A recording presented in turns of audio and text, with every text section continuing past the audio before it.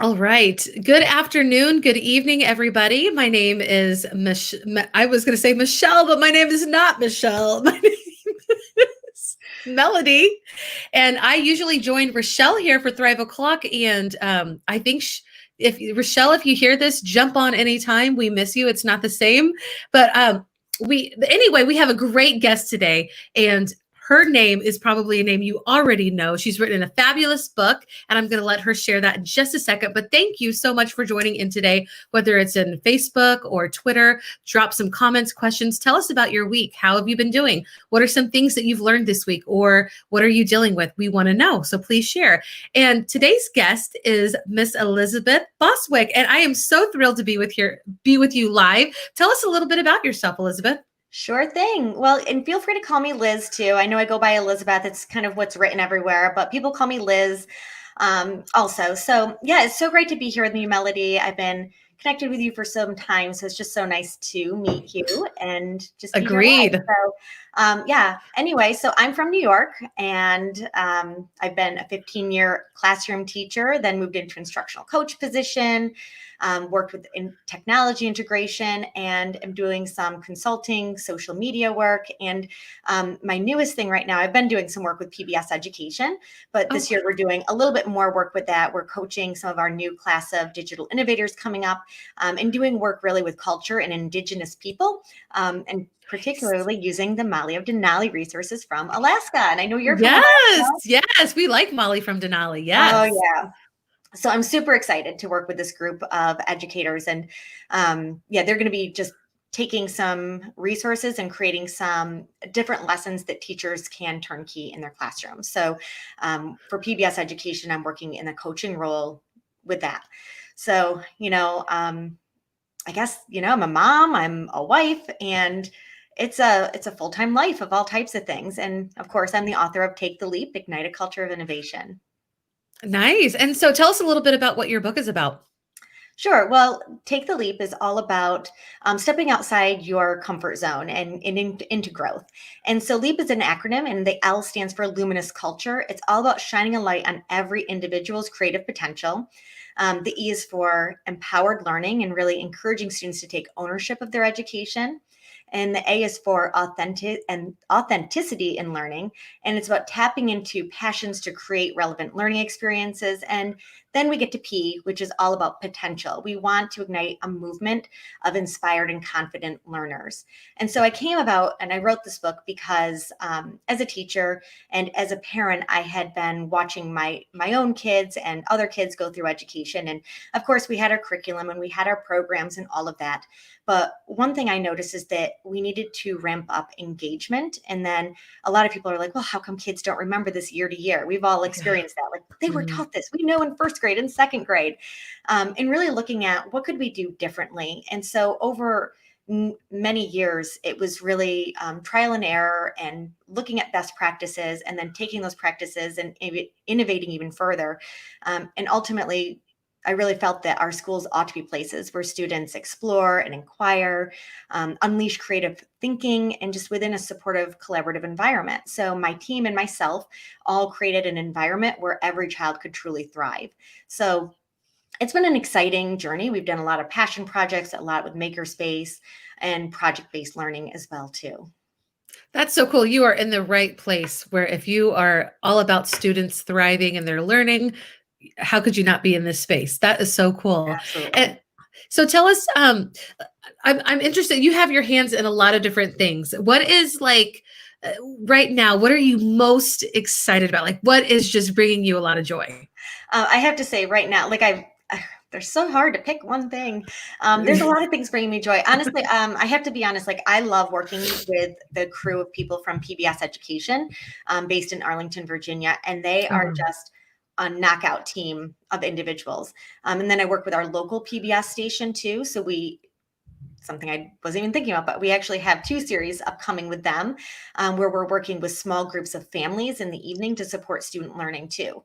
So kind of working with the national level and our local level of PBS. And to me, I love it because I love the resources. We use them with our children when they were young, and then being able to see that there's so many lessons created and I'm not getting paid to share this on them. This is just what I'm excited about. So I'm excited about the things that we're creating and just seeing a new class of teachers go through and also create with them.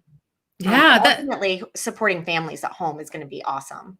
yeah, that does sound amazing. I'm really interested. I didn't Yeah, even know this. Like we didn't even enter our conversation before, so this is really amazing. my I'm a favorite. big fan of PBS and their cartoons. They're my preferred. They're probably the least annoying of any of the kids' cartoons that that come That's in my right. Yeah, house. I hear you. Yeah, and we were really excited when Molly from Denali came out. Like right when we moved here is when it started. It's just if they had images and what are the ads for it? So we were super excited. Yeah. So tell me, you said you have other things. What are the other things that are bringing you joy? You might as well So give them a shout out. yeah, sure thing. So some of the other things I'm doing that bring me joy, we have our dog Chloe. You may have seen her on my social media page. Yes, she's so And I'm cute. currently, she's just went through her canine good citizen test. And so that just means she's learning good dog behaviors and she's able to follow directions and all of that. And then we've got a couple other things. And my ultimate goal is to train her as a therapy dog to work with children in school with social emotional learning, which also connects with some of the topics Wow. in my book when it comes to culture. So my goal is that I would love to see her be able to partner and do some activities. But of course, to be a true therapy dog takes a lot of work. And even our dog trainer, who we work very closely with, said that you can do all that you want. And some dogs can make it there and some dogs don't always. So, we're going to see what she can do. We can't force it on a dog. Right. Yeah. And then I'm working on a couple other things. I'm developing out a children's book that I would like it to grow into a series. So lots of ideas there that I'll share more on eventually at some point. And I think one big thing too I know some parents might be like, no, that's not a good thing. But I'm honestly enjoying my one child who's remote learning. It's giving me, because I'm working from home right now, so I'm able to see incredible insights on what it looks like through his lens. And I think as an Mhm. educator, I just think it's so powerful to see that. Yes, I love that you said that because I'm working from home too. And right now we're both outside of the classroom, but we're still like just entrenched in education. And so I am homeschooling, but like I have my kids in outschool.com. Have you heard of Outschool? I have not, no. Oh, it's just this amazing, and I'd like to do some work with it too. So they have some repeated lessons and they do it through Zoom. They go to Outschool and I get to choose whatever lessons. Like right now we're doing some math lessons through that. We're going to do some writing lessons, just kind of like supplemental to what I'm doing with them. But what I love is that my kids are so eager to do it and they get to see other kids from anywhere. And also just something that I am seeing is that the really short lessons, they're like 35 minutes. And the teachers on Outschool, they're really good at teaching online. Like you can tell that they've done this for a while and everything is like my kids are like yelling and they're playing these games, they're these math games and they've just really enjoyed that. So it's funny that you said that because looking at it, like I'm getting a perspective too. Like people who have done this for years. Like some of the people that we know in our life, remote teaching is not something that was ever even going to cross their mind until the pandemic Right. came.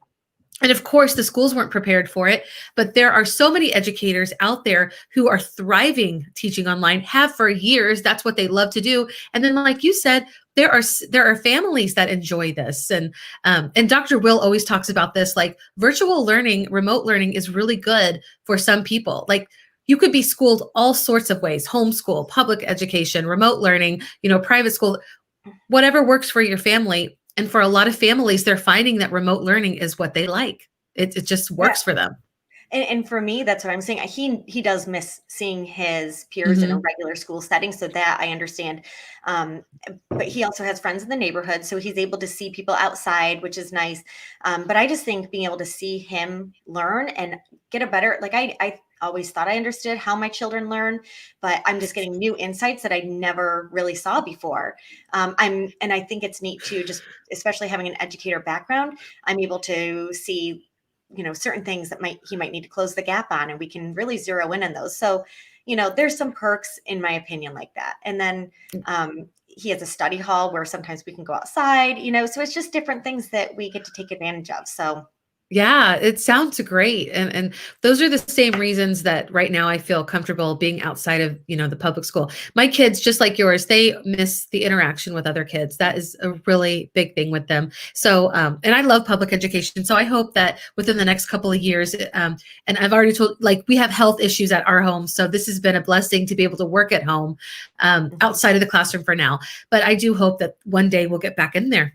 Yep. And But that's like us yeah, too. We have a health issue. So we have one of our sons is on a hybrid. So he's 16. So we trust that he's going to school. And I know that our district is going above and beyond with safety protocols right now. I don't know how long schools will stay open, but being a junior in high school, if he's able to go 2 days a week, then that's good and it suits him. yes, But yeah, it's everybody that you have to do what's best for your family and you find really the silver do. lining in it all. I really I really do know what you're saying, and I totally agree. I feel guilty sometimes because it's such a privilege right now to be with my kids. Like, we only were planning on doing that for, like, 1 year, and then everything was going to go kind of back to normal. But after COVID hit, and just talking with my husband, this just seemed like a perfect fit for us right now, and I feel like very privileged. But at the same time, like in Alaska, a lot of people, like, homeschooling is very normal. It's just Okay. it's a different kind of life here. And Yeah. so it's very normal. A lot of people have left the public schools because public schools actually, and hey, yay. Where are you? What? This is exciting. Hey. Hello. Hi, how are you? I'm so glad you're here.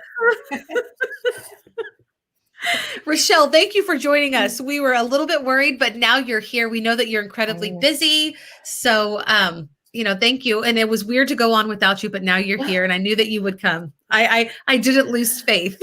No, yeah, and I was trying to send you a message, and it has been a day with technology. I don't want to say unlike no other, because there have been other days like this with technology. So we're just going to leave it with that. So Yeah. at any Yes. rate, Those crazy Yes. schedules. But hey, it's Friday, right? Hopefully you're going to take some time for you this weekend too. Hopefully. yeah, we'll talk about that later. Melody likes to remind me to take I that do. time. I've been better with it. So Yeah. I send her messages like, go to sleep. Like, I like, know. no, we're so Yeah. glad you're here. Do you want to, we were just talking about the different schooling, and, and I'll finish my thought really quick. Just, Alaska, like, is different. So we actually homeschool through a public school. So it's really cool. So it's just very different. That's interesting. Yeah, we're incredibly blessed. So I do have, and I think that this is going to be great for all of us to talk about. I can't wait to get to the rose and the thorns. And what did Lainey and Brianna talk about with lemonade learning? What did they call it? Not rose and thorns. They called it something else, like the sweet and the sour. I almost thought that, but with all my spelling errors lately, I didn't want to just like put weird words in there. But okay, so whether you call it rose or thorns of the week, or your sweet and sour, and those of you joining in from wherever you are, share with us. We'd love to hear it. What are the great things about this week, and what are the not so great things? Does anybody want to go first? I always wait. I'm always like, oh, I'll hang out and wait. If nobody says anything, then I'll go. But I actually talked to them the other day. So we were talking, they asked me that question, and I pulled a fast one on them, and I said, well, what are yours for the week? Instead of answering it. It has been just seeing the students. I mean, it's not the same as being in the classroom with them, but being able every day to join it and just to see how they're like getting through each day, and just the humor, and just to make those connections. So even though it is exhausting to be online and to go through all the things that we're all experiencing, it is very refreshing to see them and to laugh with them and just to hear them interact with each other. So that has been fun this week. We've had some fun moments of things that they've said. Like, we did a scavenger hunt yesterday, random, with my Spanish 3 class, because we're talking about when we were kids, and the verb tenses are kind of complicated, but the vocab is fun. And so I said, let's do a scavenger hunt. And I gave them a couple of minutes to go grab. I said, try and get at least 5 things from this list. They come back, and I had like probably 8 things. Okay. And they're like, we're 17. We don't have this stuff. And I cracked up because I had all of these things, like a stuffed animal. I had a man on a tricycle. I had a dinosaur. I had, you name it. I had a bobblehead, and I couldn't wait to show them. So it was just fun, getting to know them. But what did you say? The thorn? Yeah, we can do all the roses first, and then let's do the roses. Okay. Let's do the roses first, and then we'll come back to the thorns. So Liz with an S, not a Z, which is a funny story for a different time. What is your rose for the week? I would have to say that I feel that we're finally getting a routine down between me balancing work at home and the kids in their learning. We here in New York, we just started in September, like the second week in. So, they were working out the tech issues because last year they didn't have live learning. Like it was like things were posted in the LMS, but that was it. So now they have to check in and go to their classes on time and everything. And it's the first time this week where I feel like everybody's going on their own. Both boys are attending at the right times. And I'll tell you, one of my favorite parts, because I'm not working directly with students, was when my son, because they're on a hybrid. So the teachers have kids in class, but also virtual. So our son, who's 13, was online today with his Spanish class, and the fire drill happened in school. So all the kids and the teacher had to get up and go. And then it was just the remote kids for right now that were left. And it was so funny to listen to them unmute themselves. And they're like, hey, how are you doing? Do you even know what we're doing right now? What are we doing with it? And it was just so fun because I missed that part of teaching, is hearing the little conversations. And hearing them interact like that while everybody else was at a fire drill was just, I don't know, a funny thing that just really made my day. Yeah, no, that makes me, that could be a book right there.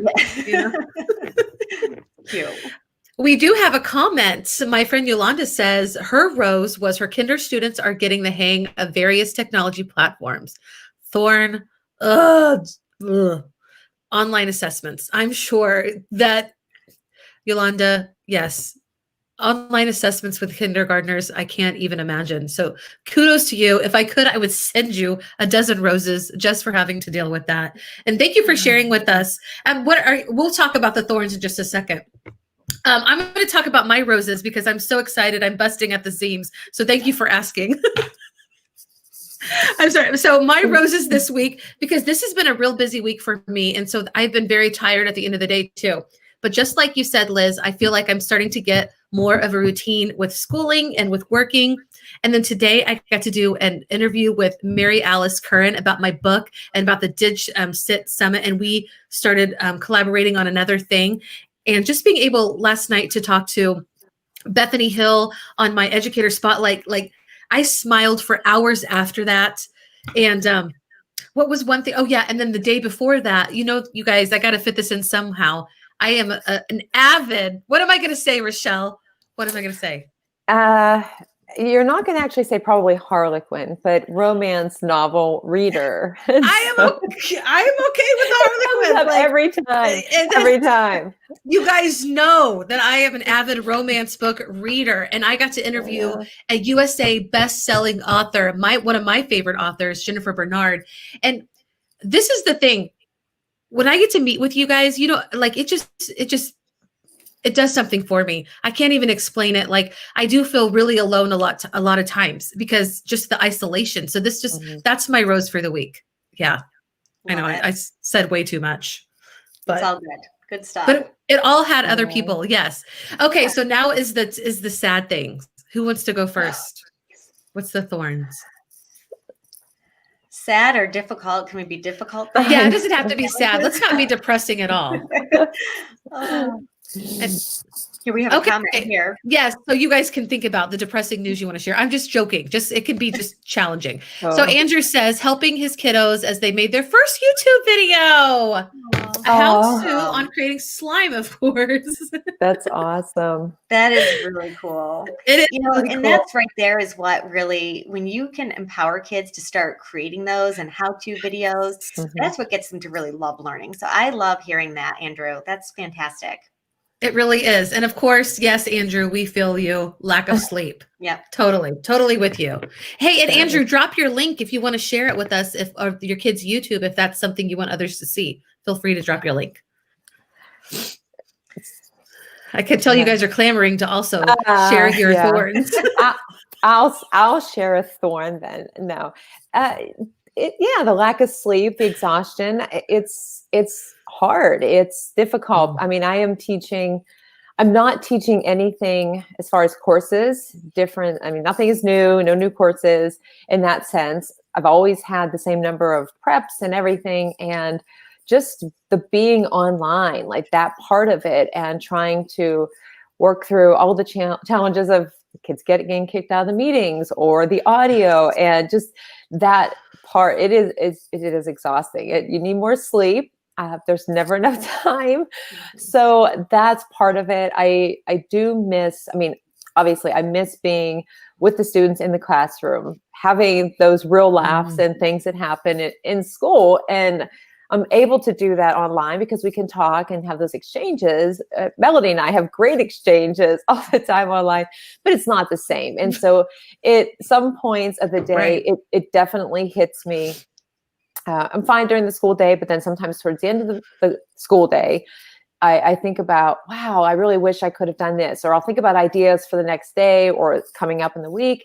And I think, oh, I can't do that because you just don't know. So it's kind of navigating through all of that emotionally and mentally and physically is just draining. But I find that as soon as I log into class, or some of the students start joining in the class, or they have a conversation with each other, that definitely helps. So that is kind of a thorn. I mean, it is a thorn. It's not kind of a thorn. It is a thorn. Yeah, definitely. And something that probably a lot of educators feel exactly what you're saying, So, and we can't talk about our roses without also acknowledging our thorns. Otherwise, it would just be toxic. So it is totally okay for you to address the challenges that you're facing. And Andrew, we see that your kids are editing. That's so cool. I need a lesson in that, by the way. So we'll look forward to seeing your video. Liz, do you have a thorn you'd like to share? I do. You and I were talking earlier about, there's some positives. I know you're homeschooling, and then I'm supporting the remote learning. So I have one that's 100% remote, and my other son, who's 16, is in a hybrid. So he's still home 3 days a week. And, as much as I love having the insights into their learning, as I was sharing with you, and opportunities to be like, oh, hey, we can go on a walk right now. You have study hall. But the challenge is too, when I'm working from home, that sometimes there's needs that arise. And because they don't always know, as much as people will say kids are tech savvy, but they don't always know functional technology. They don't always know how to edit over a document that isn't allowing you to edit, or, how to open something, or like some of that is newer for the kids in our area.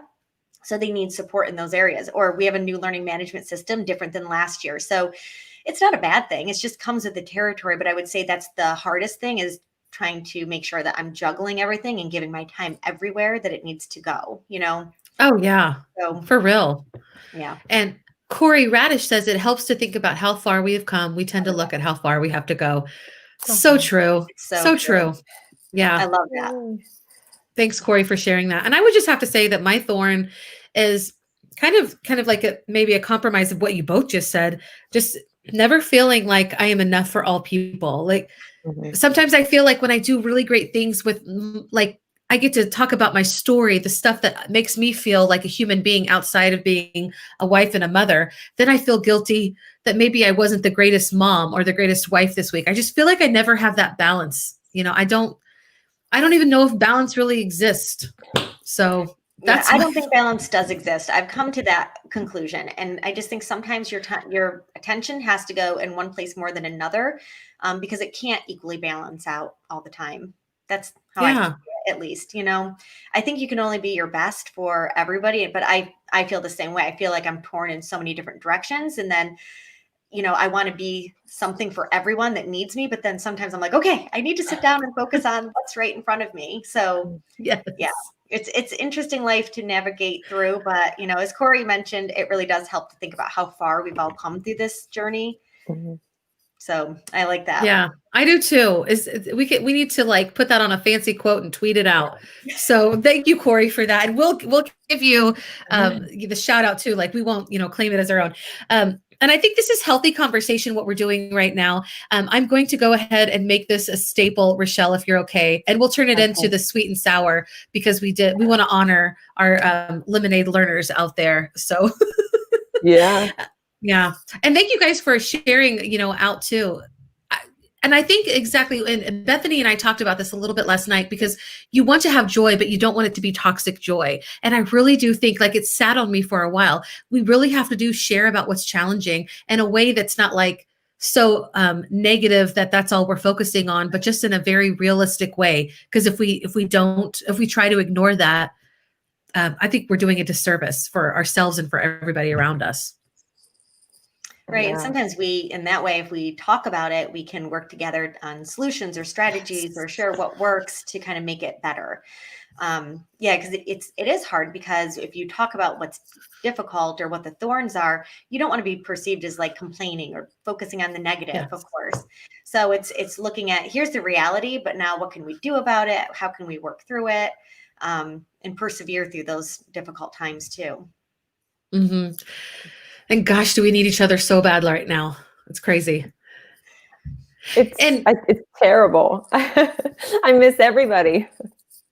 Yes. Thank you, Facebook user. Facebook yes. user.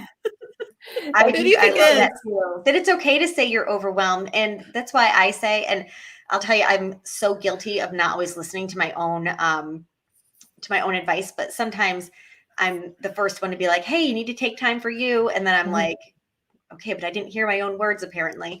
So, it's something that I'm getting better at though, because I've noticed that like I need that time. And it was really this summer that we started going hiking more and going outside more. And honestly, I think having a dog has forced me to redirect my energy a little bit, which is actually, I think it's been a good thing. So it's gotten me to get outside and just get fresh air and get some exercise and kind of put things aside for a little bit. And then I feel a little bit better when I return to things. Yeah. And I think that's why I love romance books so much. Like it's there we go. It's the only thing, guys. Come on. It's the only thing. It's your getaway. It is. It's like an escape. I'm always here. I can't go anywhere. Like it's just an escape. And it's the only thing that shuts my brain off, because I really have struggled this summer, like in a very crazy mental loop. And it was just really bringing me down. So it's really, I'm sorry. That's why I talk about it. My romance books are important to me. I tell you what, though, I tune into as many of like Melody Live on Facebook as I can. You do. I do. And the conversation that you had the Wednesday night, right? Yeah, it was Wednesday night. With Jennifer. Right. It was just so interesting, but I could see how excited you were to talk to her but it's good for everybody to listen to as well. I mean, if anybody's thinking about writing a book, I mean, there's all that aspect of it too, but your excitement for it and your reasoning for why you like those books or any type of book. I mean, the important thing is that we're finding some way to give ourselves time to break away from whatever is exhausting and overwhelming us. And we are. And then last night with you talking with Bethany Hill, same thing. It just listening, and for people to know, like, I'm not alone. Other people are feeling overwhelmed, or they feel like quitting, or they're frustrated, or any of those things. So it's good to know that like you're not alone. And for me, and I say this all the time, years ago, I was alone because I kept myself in my classroom with my own struggles with teaching and everything, and not being able to find any kind of balance. And I don't really know what I would be doing now without the different connections that I've made, because that was a very lonely place to be. And it's too much. And so now, especially where we can't really get to all the places we want to go, we need to find other ways to connect. And so if it is reading the books that you read, if it is taking your dogs outside for a walk, I mean, I go out and walk every day, but I'm always working and walking. But whatever it is that makes us feel, I mean, it makes you feel better. It rejuvenates you. So it's different for everybody. So I won't be picking up those romance novels, but you're missing out. They are hot, is all I'm saying. I heard you say that the other night. I cringed. I'm like, oh my goodness. I don't know if we can have this conversation on a Thrive o'clock, but we kind of just did. So yeah, I'm sorry. That's all I'll say, Rahelle, on that. What, Liz? I said people have the weekend coming up, so maybe they'll, try something different. Who knows? I hope so. Different idea, pick up a book, go for a walk, something. Yes. And a Facebook user also says TikTok videos. So are you guys into the dance videos? Do you do that? No, I don't do the dancing ones. And so I tried at the beginning of quarantine because there were all these TikTok dance challenges. I legitimately tried it. My husband's a principal. And so honestly, like the administrator stress too is so real. I mean, Oh, just I bet. their contact tracing and it's just nonstop. But anyway, I tried to convince him to do a TikTok dance challenge video, but neither one of us could get the dance down. So we're like, well, we're not cut out for TikTok. Let's just scratch that. So it wasn't our thing, I guess, but maybe we'll try it again sometime. I think you should try it. And even if it's not your thing, just let the world see it. We all need a good laugh. So it's okay. Well, Agreed. yes, I can't believe it. We have actually come to the end of the road for today. It's crazy. I had such a fun time. I'm so glad you were able to join us, Rahelle, because you added so much value. And I love when you talk about like how you were and how you are now. Like it never ceases to amaze me that you are a person that was like, off by themselves. So I always think that's crazy because that's not the person that I know. So Yeah, I know. And thank you, Liz, so much for joining us today. It was such a pleasure to get to see you in real life. And this is as real as it's going to get for right now. So I'm okay with that. I know. I'm hoping someday we can get back to traveling and attending conferences in person and I hope. all of that. Because I miss that. Like it's so different not having that available, Mm-hmm. Yep. And Facebook user says watching them can be just as fun. So we encourage you, Liz, to keep up with your TikTok. You're awesome. Before we go, do either one of you want to say anything? Do you have any last thoughts that you'd like to impart? I'll share that. Just first off, just thank you to both of you for having me on here today. But I just want to encourage everyone to remember to take care of themselves during this time. And also I love seeing comments about people doing videos with students and having them, learn the pieces of technology and just to feel safe to take those risks with your students, to give them something new to try. And it may not work out right away, but give it some time and work through it with them. And they do get there. So just to keep at it. I love that. I'm going to be messaging you for ideas too, because I need to be better about that at home. Like, I feel like I've only reached surface level. So I'll be contacting we'll you. Work together. Yes. Rahelle, is there anything that you'd like to say? I cannot say anything better than that. So no, I'm going to leave it right there because that was great advice for sure. Definitely. Well, thank you all again so much wherever you were joining us live, whether it was from Facebook or Twitter.